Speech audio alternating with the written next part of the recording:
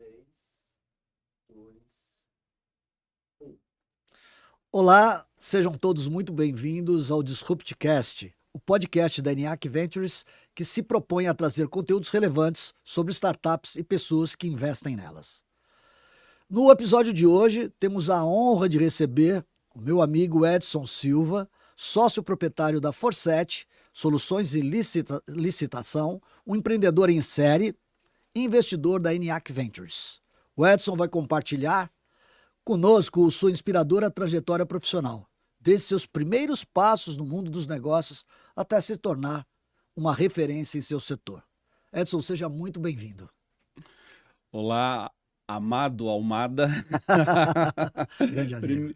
Primeiramente, obrigado dessa oportunidade, parabéns pela iniciativa. Bacana. Guarulhos precisa muito disso daí, se mostrar e mostrar o que Guarulhos faz. Então, parabéns. E o trocadilho amado Almada não é à toa. Recentemente nós viajamos juntos para um evento e eu percebi, não foi só uma percepção minha, mas todos ao seu redor, você atrai todos ao seu redor, né? Você centraliza, conecta pessoas. Então Obrigado. é o amado Almada. Obrigado. Edson, eu queria começar então lhe pedindo para você contar um pouquinho sobre quem você é, né? Essa história sua desde garoto até aqui e a sua formação. Falar da gente é um grande desafio, né? Porque você só valoriza muito o que deu certo, mas a experiência também está no que não deu certo. É verdade. Mas eu considero um projeto que por enquanto dei certo, né? Eu estou com 57 anos, avô, né? Meu projeto inicial são 3 filhos, Que legal. Juliana, Gabriel e Arthur, Que legal. e o projeto agora da vez é o neto, o Bento, né? A gente diz, né, Edson, que o pai educa e os avós estragam, né? Com certeza. Isso parecia um mito, mas agora a gente percebe o que a gente faz escondido com o neto que não poderia fazer com os filhos, né? Não é mais problema nosso corrigir, né? Mas é maravilhoso.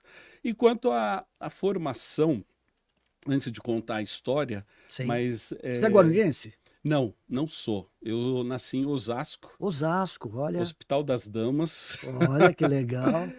Mas já passeei aí por esse Brasil. Já morei no Rio, morei no litoral, morei no interior Sim. de São Paulo. Então já contabilizando, eu já passei em 13 escolas. Olha só. Em 13 escolas diferentes, né? E parei em Guarulhos, Sim. numa época da minha vida. Sim. Minha formação, eu fiz análise de sistemas, aqui em uma universidade aqui em Guarulhos, Sim. em 1987, quando teve o primeiro curso de análise de sistemas no Brasil.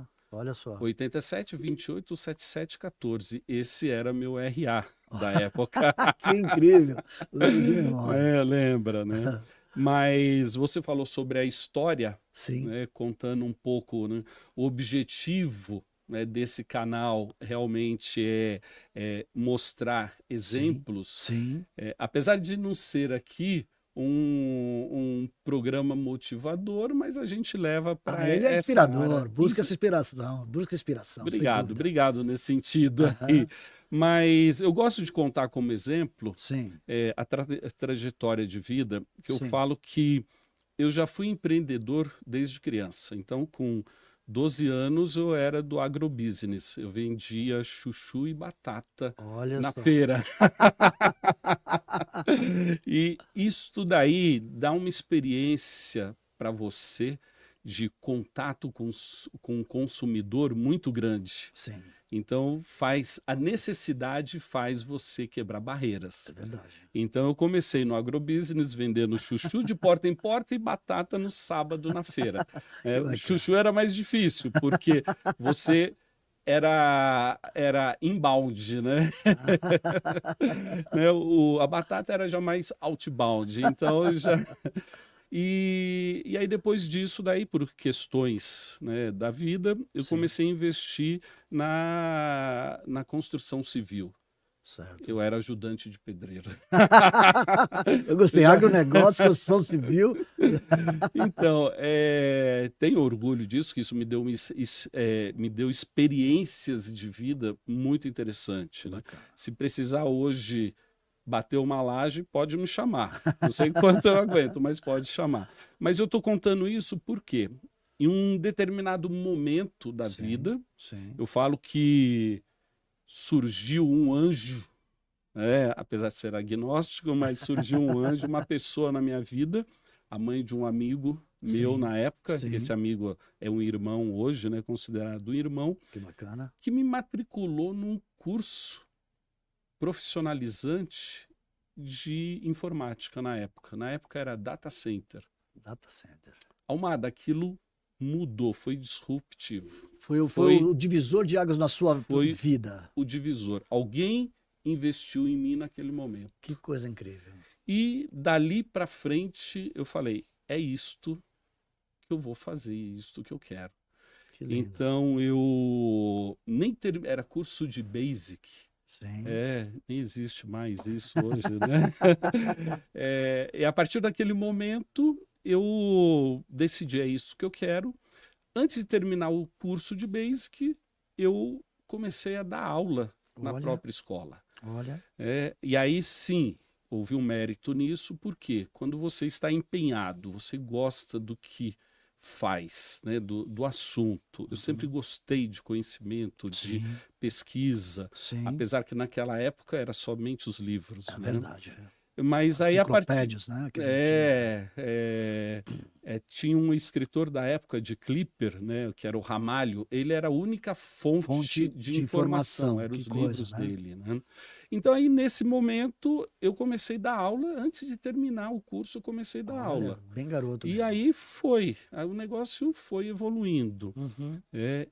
Em seguida, eu, incrível que pareça, tropecei num grande empreendedor chamado Rui Guedes. Que legal. Isso em 1984, 85, aonde eu tropecei nele. Para quem não sabe, né, o professor Rui é exatamente o fundador do ENIAC. Sim, mas eu tropecei nele antes do ENIAC, quando ele tinha ainda o Colégio Brasil. Que legal, que legal. Isso lá na Penha, isso Olha. em 1984. Olha, Aí entrei no Colégio Brasil, sim. mas por questões, inclusive financeiras, eu não consegui concluir ali o curso, que na época realmente não era tão acessível como era hoje, inclusive financeiramente, Sim. mas tive uma breve participação lá no Colégio Brasil Que com o legal. Rui, foi onde eu conheci, já tinha o bigode, né, naquela época. Marca registrada, né? Marca registrada dele. Mas aí, a partir daí, foi aonde eu entrei definitivamente nesse mundo de tecnologia. Que bacana. Ô Edson, e nessa trajetória sua, como é que foi então o início da carreira? Então você está falando dessa sua formação, contou bacana, e dessa, né, aproveita e nos conta os desafios que você teve, porque é bem bacana essa sua história, né, de um menino simples que teve um anjo que te ajudou nesse início, e você tem essa formação, e a partir disso, como é que então é o início da sua carreira? Eu sei, né? Eu quero que você me conte a questão do seu início no mundo financeiro, toda essa trajetória, até depois a gente vai chegar na Forset. Então conta para nós como foi esse início de carreira e quais foram esses desafios que você enfrentou nessa jornada inicial. Eu digo que eu considero os primeiros desafios como combustível. Sim. São os desafios que te motivam, que dão combustível para você crescer, evoluir. No início de carreira, após eu terminar, né, o ensino médio, eu comecei o curso de análise de sistemas. Sim. Aqui na UNG, né, na Universidade de Guarulhos, no ano que justamente virou universidade. Sim. E ali, às vezes, você tem que provocar uma demanda, uma necessidade, muitas vezes. Certo. Então, lá na ONG, eu estudando e dando aula no cursinho, Sim. eu provoquei a necessidade de ter uma área de laboratório para os alunos. Ó, que Nós legal. éramos a primeira turma Turma. e então o desafio foi... Você meu lembra os desafio computadores era- que eram, Edson? Lógico que eu lembro. Apple II, com 64K de memória. Tem gente aqui que está nos assistindo, né, que nem era nascido nessa época. Nem era. E tem alguns exemplos de aplicativo naquela época Olha, que hoje deram origem a soluções de Olha que inteligência que artificial. incrível, que incrível, Então, que incrível, é fantástico. que incrível. Mas na época eu comecei, então provoquei a necessidade de um laboratório, Sim, e aí a Universidade de Guarulhos criou um laboratório Sim. onde eu fui convidado a trabalhar no laboratório. que desafio, hein? E aí eu comecei a se dedicar ali na universidade e eles me convidaram a ficar período integral. Foi Olha, onde eu entrei na área de desenvolvimento mesmo, desenvolvendo sistemas acadêmicos, o sistema acadêmico e financeiro. O certo. grande desafio, a falta de acesso à informação. Então, naquela época, a gente não tinha acesso à informação e nem à inovação. Sim, Você lembra, mercado nosso fechado de verdade, tecnologia. verdade. Não- Só depois de Collor que foi abrir, né, o Só- mercado. Exa- E no Brasil, se não me engano, Edson, me corrija, mas o Brasil tinha um computador que chamava-se Cobra, Computadores do Brasil, Cobra, né? Cobra, aham. era limitado a isso, né? Sim, Que era coisa limitado a isso. Aí a gente tinha, na época, Itautec, Itautec. só que o Itautec, você tirava a carcaça, era IBM por baixo. Só uma montagem, E né? era só uma montagem. Então, nós não tínhamos esse acesso à A tecnologia, à Que coisa, hein, Edson? inovação. Que mundo, hein? Então, era... Quantos anos isso, Edson? Me ajuda a fazer conta? Não, 87. Então, a gente dá mais 87, 35 que coisa. anos. Olha que coisa, Mais 87. 35 anos. Né? Eu me formei em 85, essa época é incrível, né? Então, e ali a gente não tinha acesso à informação, mas logo depois do Collor, Sim. o mercado abriu Sim. e aí sim a gente começou a ter acesso Acesso às à coisas. informação. É verdade. E o desafio, o que é interessante... E você pegou tudo isso, né, Edson? Interessante. Você pega essa fase do mercado fechado e você pega essa abertura, essa explosão que houve tudo com tudo isso. Sim, e isso é interessante, porque você começa a dar valor Aham, ao que tem hoje tão fácil. olha só. Principalmente ao conteúdo, à informação. Você começa a dar valor. Que Quando bacana. a gente buscava o conteúdo somente num livro de referência, que Sim. na época era Ramalho. Ramalho Sim. era um autor de vários livros, né? Então, hoje não. Hoje você tem um conteúdo de verdade. graça. Só falta o quê? A sua vontade de realmente aprender. Que mudança incrível, né? São cenários completamente diferentes Que que legal. viveram. Nós, nossos filhos, os nossos netos já Que legal. viveram outros, né? Bacana. Mas- Essa experiência. Uma questão aí de desafios, que é muito uma característica minha, é que eu tenho prazo de validade. Então, eu comecei no Explica meio isso pra nós. acadêmico, comecei em tecnologia no meio acadêmico, Certo. na universidade, só que depois de 4 anos ali, eu falei, Prazo de quero validade. outro desafio. Esse desafio já não atende mais. E decidi que queria ir para o mundo financeiro. Então, peguei, Por que mundo financeiro? porque era algo que eu não conhecia. Então você realmente, isso que você falou, você aplica na sua vida, ou seja, você busca desafios. Busco desafios. Então, o desafio é combustível.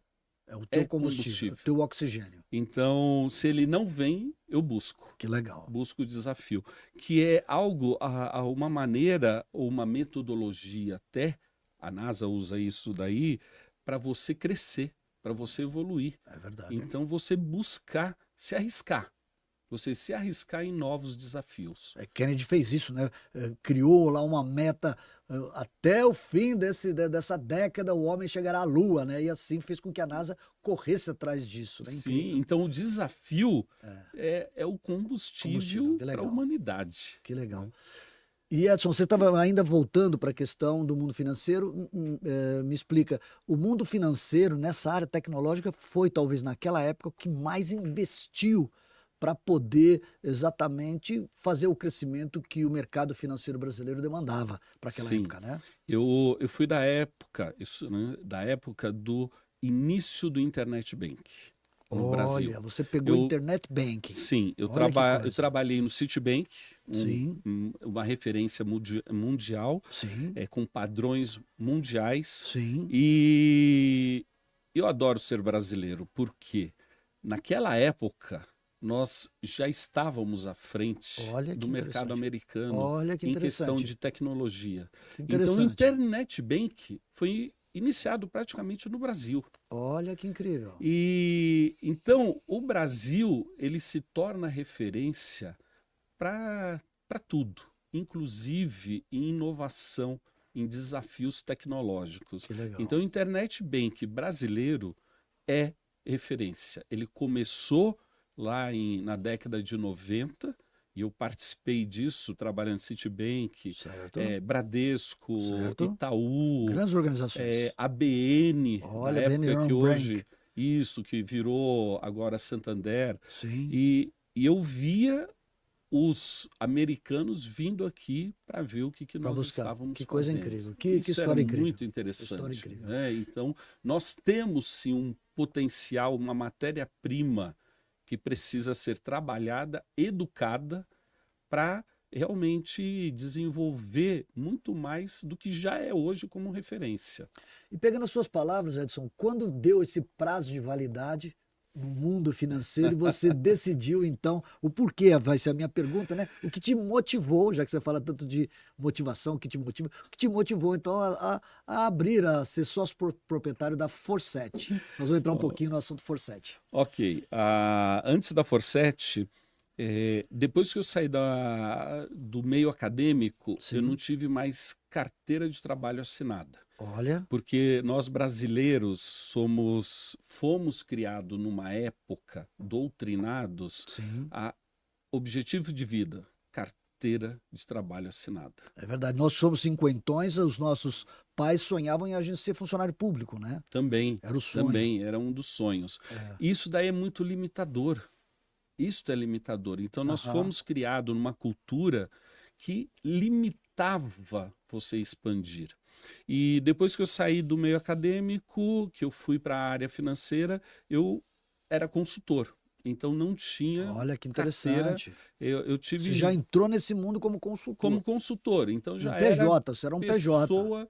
pessoa jurídica na época. Que legal. Então trabalhei bastante durante um período de uns 4 anos no Citibank. Sim, E também chegou um momento que eu falei, já deu. sim. Preciso agora criar algo meu. Então, que necessitava criar algo. Foi Sim. quando realmente aí eu abri o primeiro CNPJ com sócio, Sim. um determinado um sócio. Lembra o ano? Sim, foi 1998. 98. Então ainda era consultor do Citi, já tinha uma outra empresa com sócio. Certo. No ano de 2000, depois do famoso bug do Bug do milênio, milênio. onde os 4 dígitos do ano, né, a gente só trabalhava com 2 dígitos no ano, os sistemas, Isso. precisava converter para 4 dígitos. Acordei com o Citibank que, após o bug do milênio, iria sair. Era já meu objetivo sair com uma carreira solo com a empresa. Certo. Então, depois do bug do milênio, Você ganhou dinheiro com o bug do milênio, então. eu nem falo isso daí, porque americano é exagerado. Aham. Então, nós fizemos muitas conversões de sistemas que a gente tinha certeza que a conversão era muito simples. Certo. Mas o exagero que hoje, né, numa visão hoje mais madura, eu vejo que não era tanto exagero, Certo. mas na época a gente converteu sistemas que naturalmente já estavam convertidos, mas Olha só. precisava passar por um processo de conversão dos Entendi. 4 dígitos. Entendi. Né? Mas sim, vendi muitas horas de Sim. conversão de sistemas lá no Citibank. Sim. E após isso, então, comecei com um sócio numa empresa. Essa empresa, teve um crescimento rápido. Sim. e uma morte mais rápida ainda. Então, aprendi uma lição. Era uma empresa de um cliente só. O cliente teve um problema, a empresa quebrou, Olha só. literalmente. Então, nós, brasileiros, latinos, nós somos empreendedores natos, mas somos muito poéticos. É verdade. Então, a gente vai na emoção, vai dar, sem a É verdade. preparação, É sem a verdade. É técnica, verdade. Então foi essa empresa, eu criei, nós quebramos muito por falta de ter um profissionalismo, um estudo, uma estruturação. Nós Certo. fomos na paixão. Certo. Lição aprendida. E aí abri uma outra empresa Sim. com outro sócio, e essa empresa, agora a gente pode falar, já caducou, mas Sim. estrategicamente ela tinha que deixar de existir porque foi uma necessidade financeira e a gente priorizar o que a gente ia pagar na época. Olha só. Funcionário ou impostos. Olha só. Então, bom, foi uma estratégia na época. Sim. Hoje isso não é mais possível, Claro. lógico, mas quebramos essa empresa e estruturamos a Forset, que é hoje. E a Forset hoje é uma empresa... Nasce que ano a Forset? Em 2006. 2006. 2006 nasce a Forset. Certo. Oficialmente no CNPJ 2008, mas o domínio registrado lá no registro é em 2006. Quase 20 anos já de empresa. E aí surgiu a Forset, que hoje, eu falo, né, o legado nosso, a gente saiu lá de um vendedor do agrobusiness para uma empresa hoje que está avaliada em 25 milhões, Olha. que tem um plano para 2 anos de estar avaliada em 35 milhões. Puxa a gente tem vida. um planejamento Certo. disso daí. Então a gente sai lá do vendedor de chuchu para uma empresa hoje que está avaliada em 25 milhões. O Edson, pegando essa linha, me desculpe, então quais são os diferenciais da Forset nesse sentido para chegar a um valuation dessa proporção e os principais serviços para o pessoal conhecer o que é a Forset? Falando hoje, então, da Forset, a Forset nasceu como uma fábrica de software. Sim. Só que, apesar de um desafio trazido Sim. por uma empresa que foi desenvolver um produto para um mercado de licitação. Olha. Esse desafio foi trazido em 2009. Sim. Então, em 2009, nós saímos de uma empresa que desenvolvia qualquer produto. Era uma software house, então. Uma software house para especificar, nichamos. 15 anos atrás, então. Focar em um segmento que era a licitação. Então, o primeiro desafio foi desenvolver um robô, na época, Sim. que tivesse uma inteligência para automatizar uma disputa de licitação. Sim. Então, quando foi colocado o desafio, eu sabia que a gente conseguia desenvolver. Sim. Não sabia como, mas sabia que era possível. Quando essa empresa colocou esse desafio, vocês já enxergaram isso como um nicho ou foi à medida que vocês foram desenvolvendo, vocês falaram, opa, isso pode ser o nosso core business? Como é que foi essa história? Olha, já enxergamos no momento do desafio, existe muito desafios aí. Claro. Se tropeça em desafios e não enxerga esses desafios. É verdade. Okay? Quando essa empresa colocou esse desafio, uma avaliação inicial do tamanho do mercado, sim, já foi um motivador para esse desafio, para a gente realizar esse desafio. Você viu o TAM lá, o tamanho do mercado, do seu TAM, você falou, puxa, isso no mundo é assim, no Brasil é assado, eu posso pegar isso aqui, para o pessoal que nos assiste, né, que é o pessoal muito ligado às startups, a gente sempre fala muito do TAM, do SAM e do SOM, né? Isso, então, você já viu lá o TAM, SAM e o SOM, falou, poxa, que negócio enorme que eu tenho, que oportunidade eu tenho. A experiência, às vezes a gente fala intuição, a intuição é muito o resgate das referências e da experiência que nós temos. É verdade. Em algum momento a gente necessita utilizar a metodologia para trazer isso para a prática. Tá lá guardadinho no HD, né? Tá lá. Então, quando você olha, antes de aplicar qualquer metodologia, Certo. você olha, você entende, isso daqui realmente é uma oportunidade. E aí você aplica uma metodologia para confirmar o seu lado poético, o seu lado instintivo. Sim. Então, quando eu olhei aquele desafio e eu olhei que no mercado não existia ninguém, Sim. e aí olhei o tamanho do mercado, sim, isso é uma oportunidade. Sim. E aí a gente entrou realmente De cabeça. de cabeça nisso daí. Houve um processo de transição, porque eu não podia deixar a software house Certo. antes que Vocês mantiveram então ainda um pouco, né? Sim, mantivemos por uns 3 anos pelo menos, Sim. até a gente falar, a partir de agora, 100% da receita está entrando nesse segmento. De licitação. Então, a Software House alimentou o projeto da Forset, que é o nicho de licitação. Então, a partir desse desafio, nós começamos a desenvolver produtos que auxiliam o fornecedor que vende para o governo.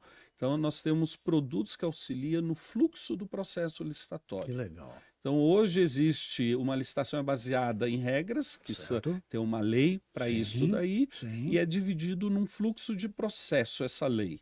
Então, para cada momento... Esses marcos regulatórios toda hora vão avançando, modificando, a tecnologia aumenta e vocês vão cada vez mais, né, é um se adaptando. organismo vivo. Muito é legal. um organismo vivo, licitação, porque a lei está ali, o processo está claro, mas o mercado vai a cada dia mudando. Olha só. Então, é um organismo vivo. Então, hoje a gente tem uma plataforma, chama eLicitação, né, de elicitar, de dar o conhecimento, e tem o trocadilho de licitação eletrônica. Sim. Então, essa plataforma eLicitação, ela disponibiliza ali ferramentas para todo o fluxo do processo licitatório de quem vende ou quer vender para o governo. Um número, falando em números, hoje, bem interessante. o processo licitatório no Brasil, anualmente, movimenta mais de 800 bilhões. Repete para nós, repete. 800 bilhões, isso é mais do que o PIB de muitos países. Que coisa. Ou seja, o governo hoje é o maior comprador do Brasil. Nas 3 esferas isso, né, Edson? Federal, estadual e municipal. Que Nas incrível. 3 esferas. Que incrível. Então, esse mercado, nós fomos pioneiro nessas soluções. Sim. Então, quando eu falo que a gente chegou nesse valuation, com essas informações de quanto movimenta, das ferramentas que nós possuímos e do tamanho do mercado, que são mais de 500 mil empresas que participam de licitação. Então, é um mercado realmente muito grande. E aí nós acertamos, depois de falir 3 empresas, nós realmente acertamos usando a intuição e principalmente a metodologia, porque quando você consegue unir os dois, aí sim você tem uma grande chance de sucesso. Só falta um outro pedaço, que é a persistência. Porque da mesma maneira que nós somos românticos, nós acreditamos que no mês seguinte você já vai ser um sucesso. Mas o sucesso é baseado também na sua persistência. Ô Edson, saindo do script, a gente tinha um script, né? E eu achei muito legal essa sua fala, por isso que eu gosto do podcast, porque o papo vai rolando e a gente vai surgir uma coisa incrível. Então eu queria que você falasse olhando para a câmera mesmo, porque o grande público que nós temos aqui é a geração Z. E a gente percebe, eu que lido todo dia, o dia todo com as startups, eu vejo que uma das coisas que a geração Z tem dificuldade é a questão da persistência, né? Eles são muito... Imediatista, isso. Fala então, olhando para a câmera ali, para eles, exatamente essa questão de persistência, da importância deles criarem, né, eles adquirirem esse hábito de ser persistente, né, que vira praticamente uma questão da sua personalidade. Você ter persistência é muito importante. Acho que isso o nosso podcast vale quando você tem um golaço num jogo, né? Você fala, valeu o ingresso. Acho que essa sua fala de persistência enriquece muito esse nosso podcast. Sim, a gente diz que as grandes ideias fazem o sucesso, mas nem sempre. A persistência, por quê? As suas iniciativas nem sempre vão dar certo. Por mais que você desenha, escreva, e tem que escrever, mas algumas vezes elas darão errado. Certo. Mas aí a questão é aprender com erro, né? Retroalimentar. Certo. E isso tudo é a persistência.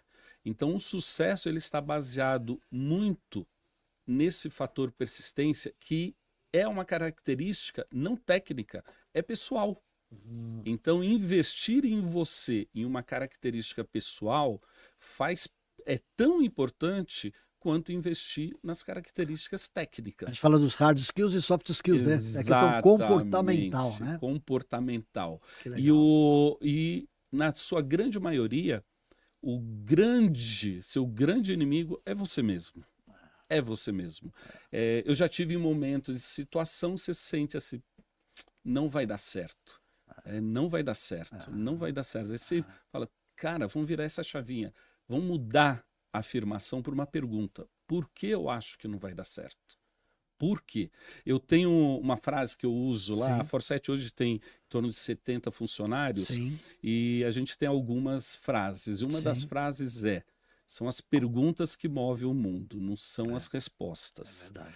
Então, é você transformar aquela sua afirmação, mesmo negativa ou até positiva, Sim. em uma pergunta. Então, transforme aquilo dali numa pergunta. Nesse momento aí, você começa a virar algumas chavinhas, Que legal. né, que te motivam para a persistência. Que legal. Eu já quebrei 2 vezes, como eu disse. Eu já tive projetos que eu joguei literalmente no lixo. Mas a persistência, novamente, é um fator de garantia de sucesso. Que bacana. Pegando essa linha, nós vamos para uma segunda parte do nosso Disruptcast, que é pegar essa parte da inovação, das startups e relacionado com a Forset. A pergunta que eu faço, Edson, como é que você vê o impacto da inovação no setor que você atua? Eu não estou limitando a questão de licitação, mas Sim. estou no mundo tecnológico que você atua, né? Que está muito ligado à tecnologia, desde aquela sua software house até chegar com mais foco exatamente na licitação. Como é que você entende esse impacto da inovação nisso tudo? Primeiro, conceituando, aí eu vou me permitir um conceito aqui, Edson, de inovação. Não existe aí uma tese ou um TCC publicado, mas a inovação, grande parte a gente vincula com a tecnologia. Sim. Mas a inovação, às vezes, é fazer a mesma coisa de uma forma diferente, usando ou não a tecnologia. Sim. Então, por exemplo, na Forset, nós temos uma premiação de inovação mensal. Oh, que legal. E essa premiação já ganhou a mulher que faz a faxina.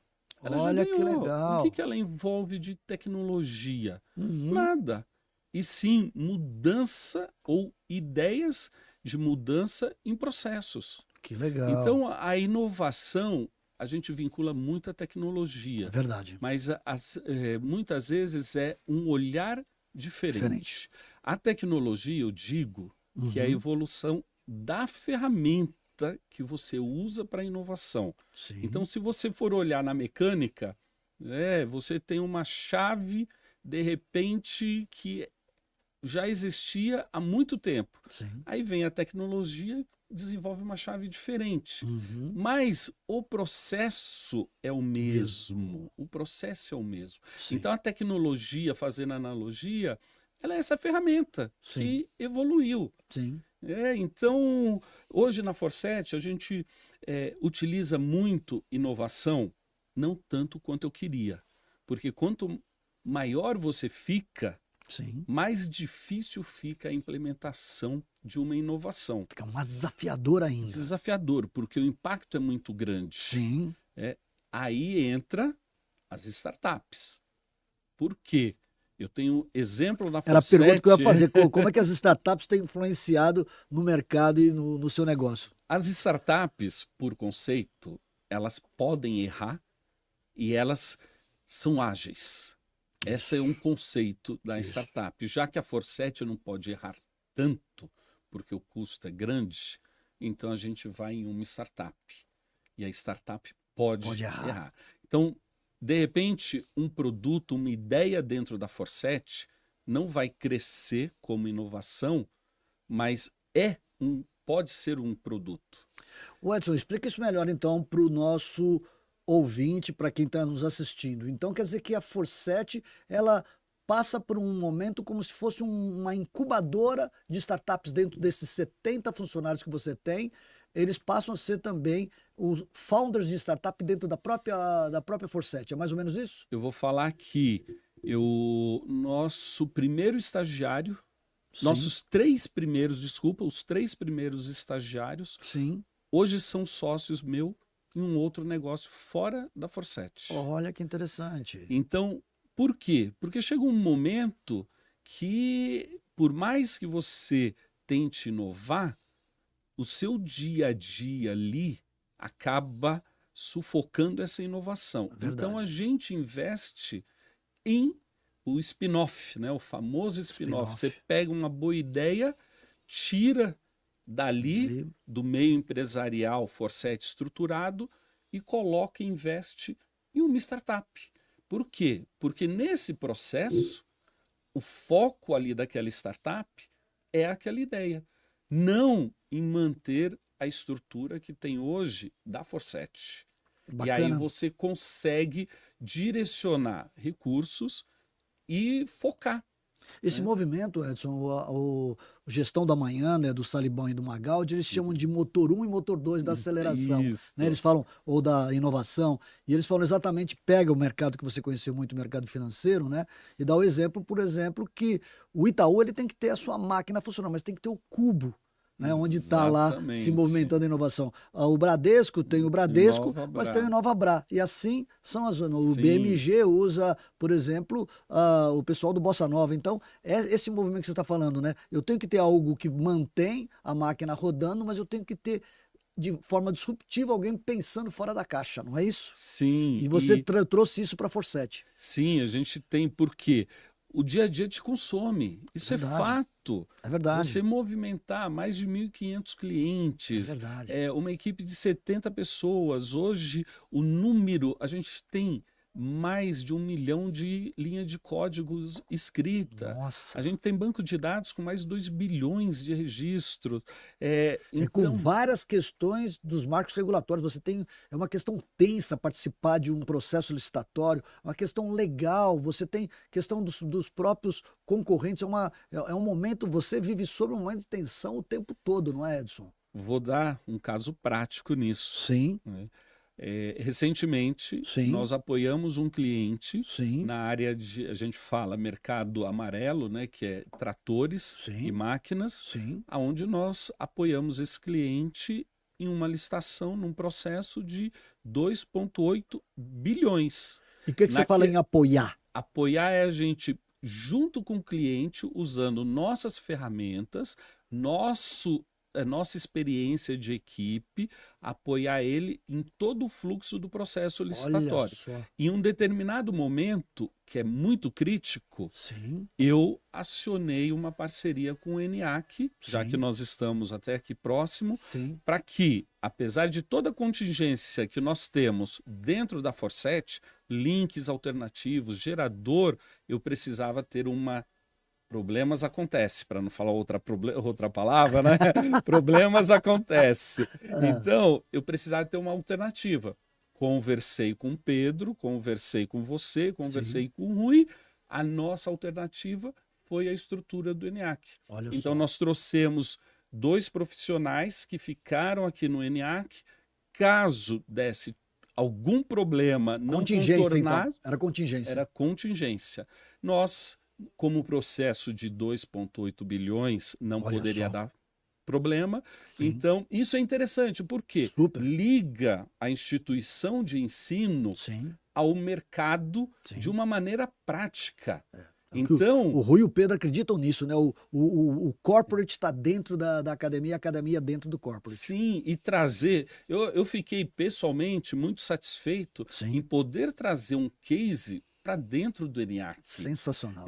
E um case, assim, na prática.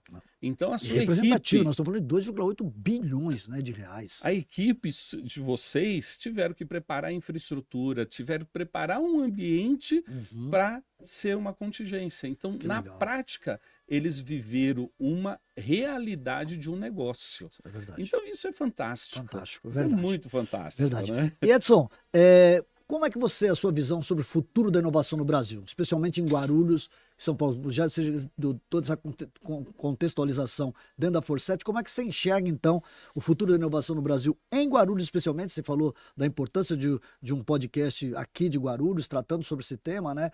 Guarulhos sempre viveu muito a reboque dos grandes ecossistemas, o de São Paulo, de Campinas, de São José dos Campos, e a gente não tinha o nosso próprio ecossistema, né? Como é que você enxerga o futuro da inovação em Guarulhos e São Paulo? E pode Primeiro, expandir isso. inovação, e isso é fato. Uhum. Inovação, educação.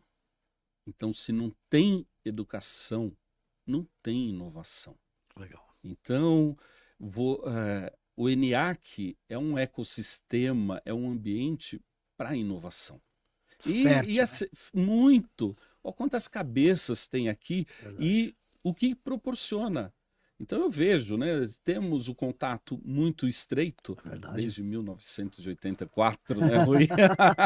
Vai com o Rui. E a gente vê agora na prática, né, você vê a disponibilidade de um ambiente para gerar inovação. Então, inovação está ligado muito à educação. Sensacional. E o que acontece? Guarulhos, uma cidade de 1.400.000 habitantes, 95 mil CNPJs ativos na Receita Federal. Olha só. Como a gente não investe mais, desde governo até iniciativa privada. Verdade. A gente necessita ter realmente polos de inovação. Então, iniciativas como a que vocês têm, o ENIAC tem, eu vejo o esforço do Pedro de trazer, brilha os olhos dele de trazer inovação, de investir em inovação.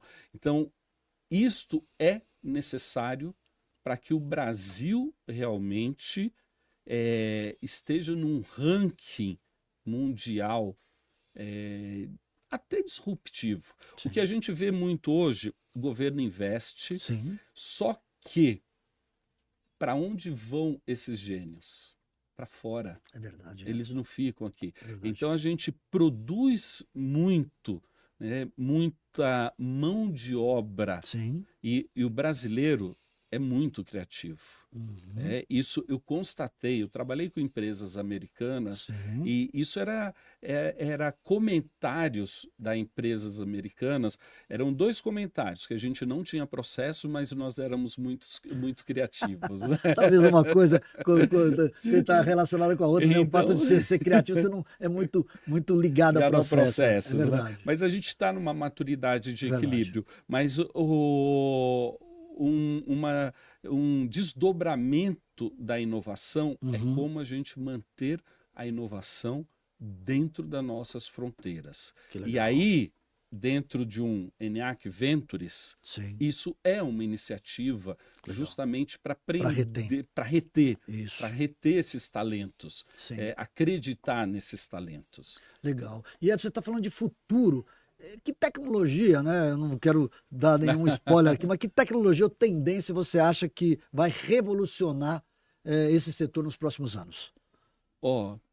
Eu volto a falar. Eu falei agora há pouco de uma analogia da evolução das ferramentas. Eu falei de uma chave de fenda. Muito legal a figura de linguagem que você usou. Então, eu falo que a evolução, tendência, ela não pode ficar vinculada somente à ferramenta. A ferramenta seria a evolução da tecnologia. Certo. Se você esperar a tecnologia, a tendência chegar para você desenvolver, você sempre vai estar atrasado.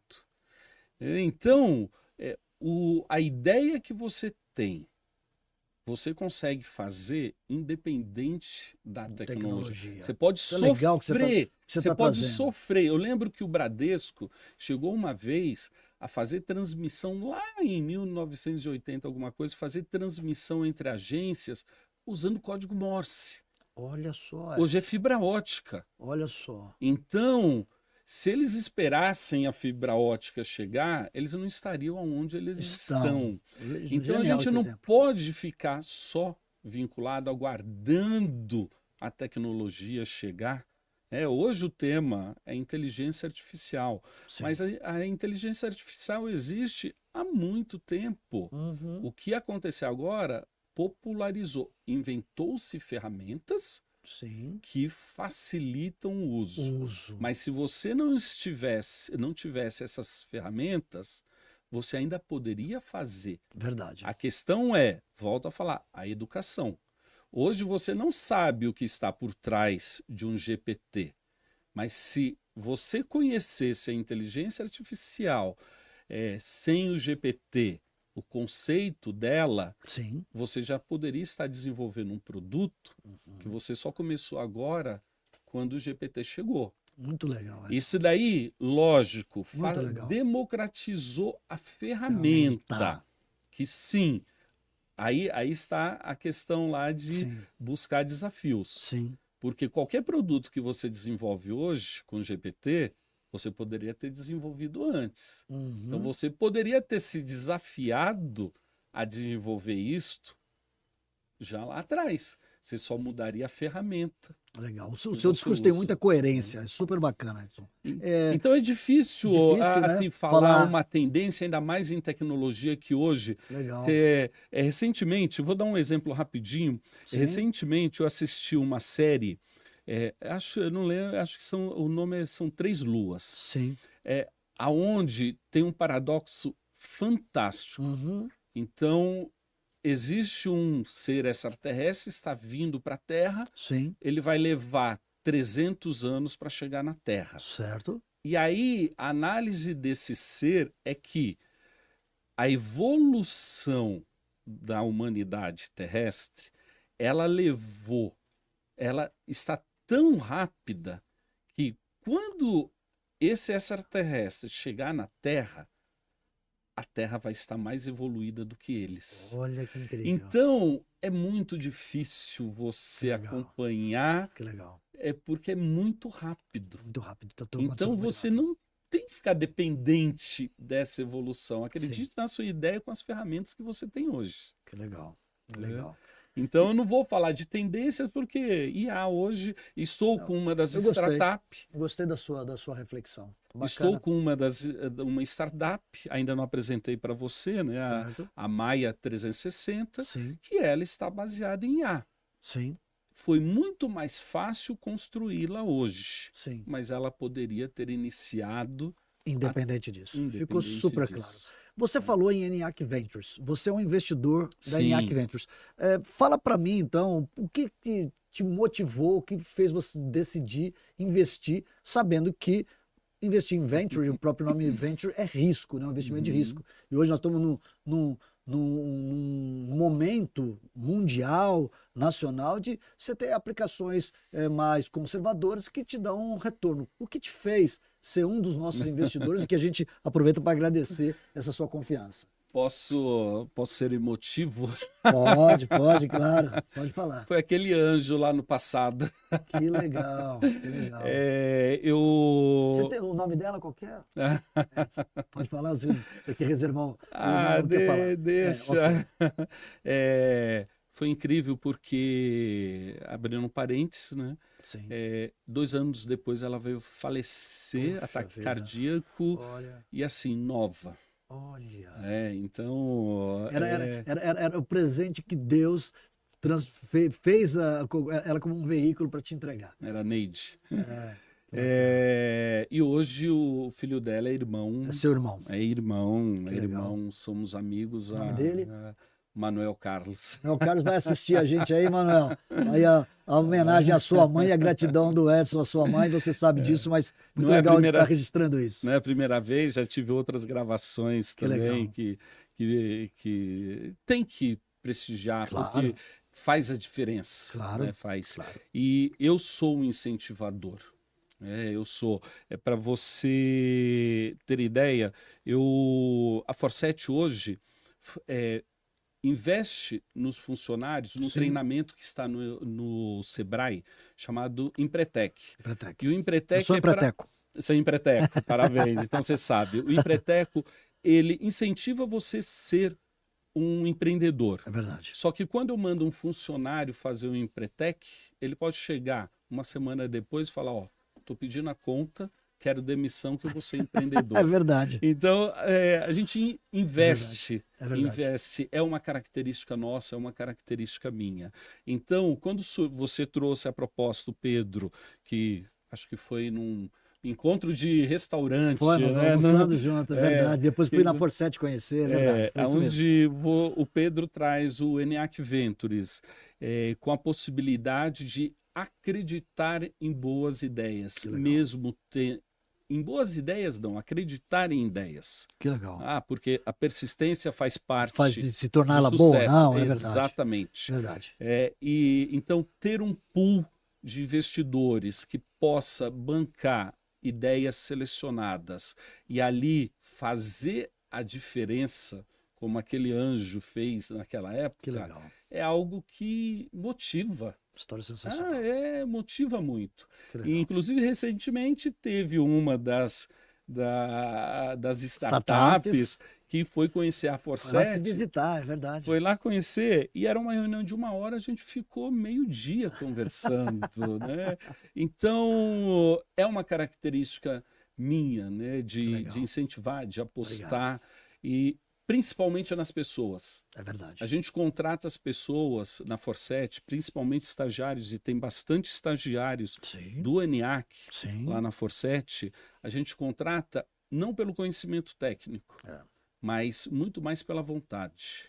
E Edson, saiba que eu quero até falar, olhando para o nosso ouvinte, e espectador, né, que cada investidor da ENIAC Ventures é escolhido a dedo mesmo, porque mais do que o money, a gente busca o smart. Então, você imagina quão enriquecedor foi para a Ellen, que foi lá fazer essa visita, a Ellen da Kauai, que é uma das nossas startups do nosso portfólio. A Ellen conheceu o Edson lá no Minas Summit e depois fez questão, ela vindo aqui a Guarulhos fazer um trabalho aqui dentro do DNA, que ela falou, faço questão de ir lá conhecer a Forset, conhecer o Edson, e imagina esse smart money. Então isso, a ENIAC Ventures tem também nos seus investidores esse smart money.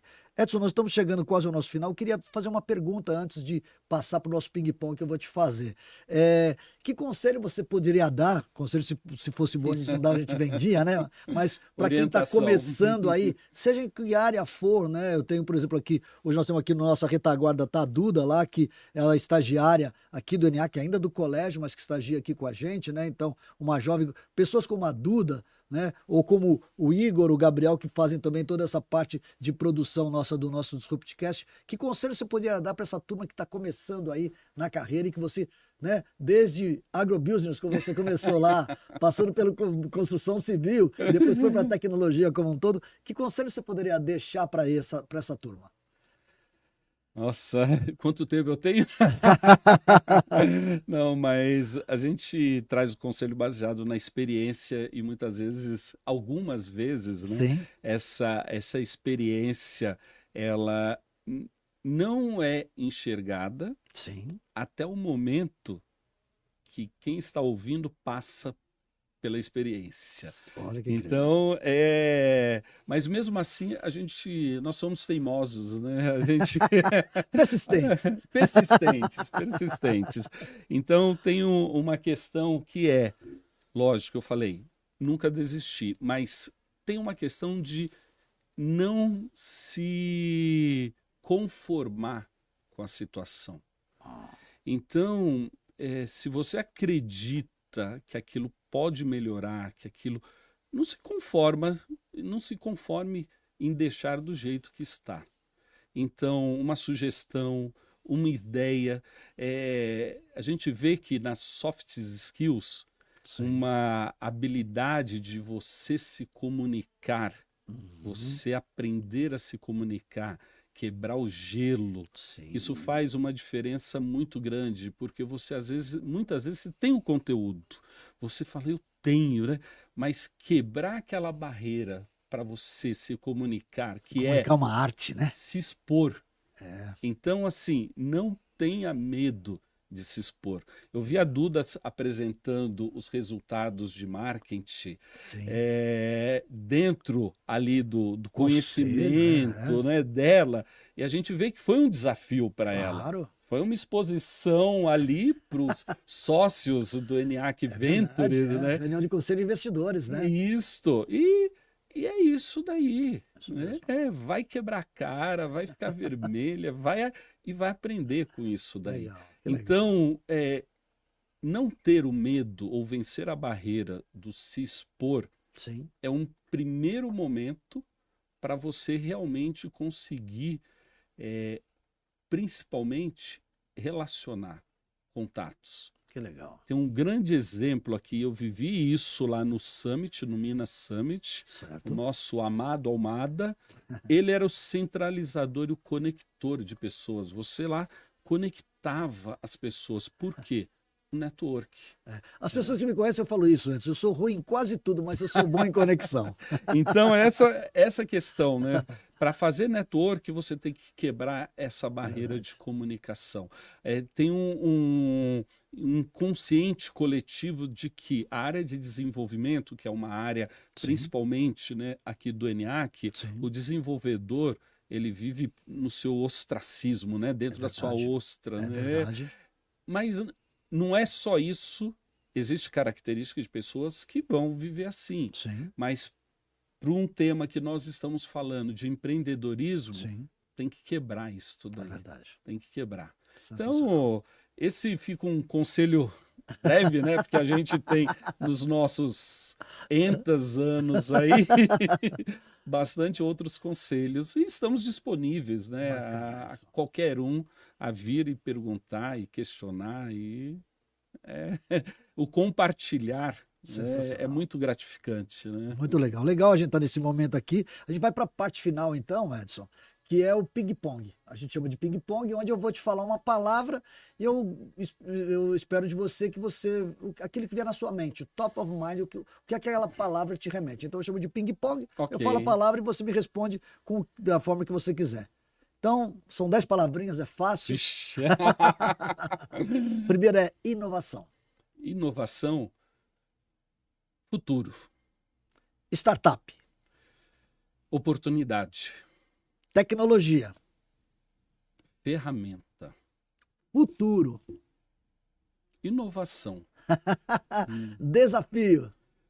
combustível, Aí, Combustível. foi todo o nosso podcast. Oportunidade. startup, Empreender. educação, Oh. educação, Sustentabilidade. sustentabilidade, sobrevivência, Boa. sobrevivência, Parceria. parceria, crescimento, Gostei. Crescimento. Transformação. educação, não dá.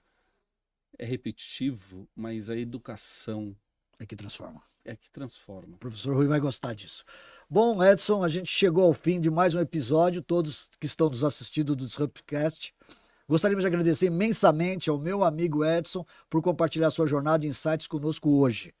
Foi uma conversa rica e inspiradora sobre inovação, empreendedorismo e o futuro dos negócios. E muito mais, né, Edson?